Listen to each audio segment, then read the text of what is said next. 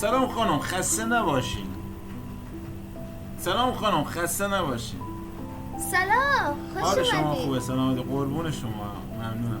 خانم من بلد نیستم آیکونهای میز کار همون توی ویندوز رو تغییر بدم. آیکونا خیلی بد ریختن، اصلا خوشم ازشون نمیاد. میخوام شکلهایی که من دوست دارم رو بذارم.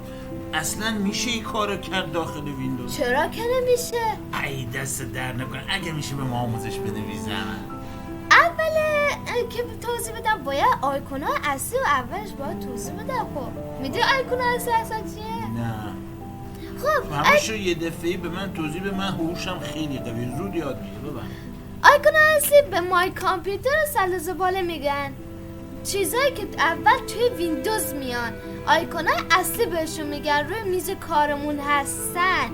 اینا بهش آیکون های اصلی میگن، یا گوگل پلی، مرورگر اینترنت. چه جالب، یعنی آیکونایی که از قبل رو خودشون تصویر گذاشته بودن، آفرین. برنامه‌ها تنظیم شده بودن. منظورت اینه آیکون داشتن خودشون. آفرین. مثلا شما میخوای شکلی باشه؟ آره من اول اینا پوشه بودم، من به اینا تغییر دادم. جدی؟ آره من میخوام یه پوشه بدم، مثلا عکس یه پوشه درست کنم خام میخوام توش عکس بذارم، بعدا دیگه فقط نگاش کردم بفهمم که این عکسه. میخوای سلز بالاتنا تغییر بدی؟ آره اول اصلی ها رو به ما آموزش بده چطور تغییر میکنم. اول میای راست کلیک بکنی رو صفحه، باشه اعصابتو خراب نکن. راست کلیک بکنی و میای آخری خب پرسنالیزا. پرسونالایز. آره پرسونال. تو بلده بودی؟ یاد گرفتم. میذاره این، بعدش میاد چی؟ این دومین گزینه رو انتخاب. بخون ایسنت دیسکتاپ change desktop آیکون. بعد میذاره روش اینا آیکون های اصلی ویندوزمون رو برامون میارن. من مثلا میخوام سلز بالا پر و خالی رو براتون تغییر بدم.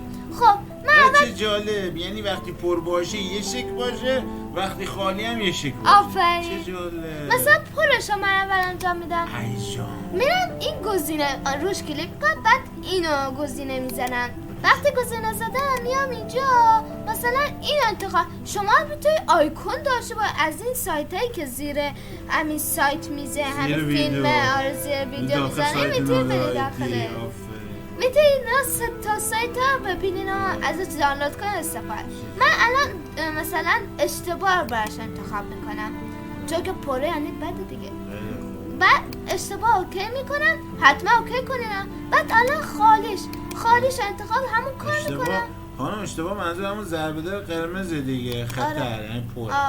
اینم تیک سبز، یعنی پاک تمیز سراحت. الان اوکی که کردی اینجا اینو اوکی دوباره میزنی. اوکی میشناسمش دوستم. الان پره که توش چی گذاشتی؟ توش یه چیزای پوشه گذاشتم. خالیش بکنیم. خب من الان خالیش کنم. پاک کن. همه چیزا ای خدا رو شکر همه چیز پاک. اوی همه چیز پاک. چه خوشگل شد. الان احساس خوبی میده، مثلا اسم میکنی کامپیوتر سبکه تمیزه. خب حالا یه اون پوشه اصلی به ما آموزش داد، اون پوشه رو به من یاد بده، میخوام توش عکس بذارم. خب اول راست کلیک کردی میای اینجا. پوشه درست کردیم. خب بعد اینو میزنین. بعدا پوشه جدید.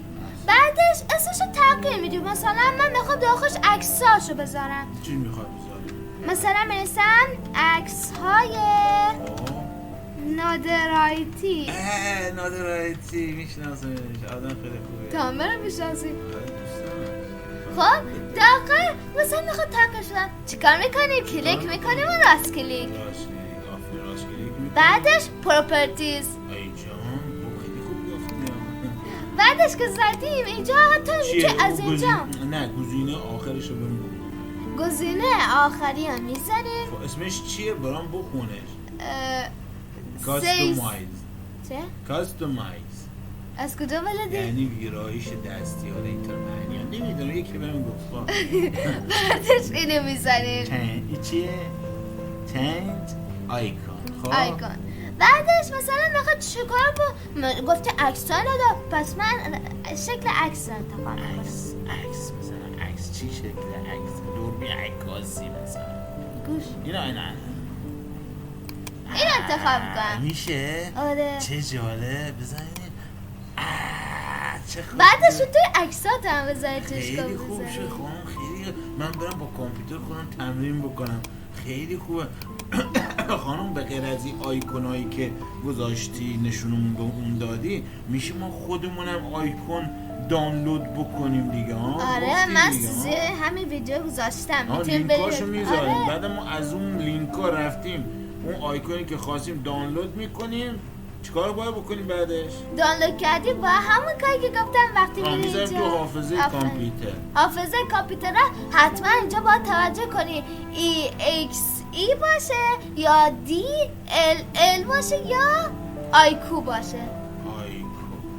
حتما باید اینا پسفندو باشن دست شما در نکنه متشکرم این توضیحات هم زیر ویدیو بذاریم ممنونتون میشم خواهش خیلی کنم ممنون کار نداریم خدا نه، خدا بای بای. تا ویدیو آموزش بعدی خودت بگو خداحافظ برم خداحافظ حتما بچه ها زیر همین ویدیو نظراتون رو بگین در مورد این ویدیو آموزشی نظراتون رو بگین تا یه ویدیو آموزش دیگه خدا نگهدار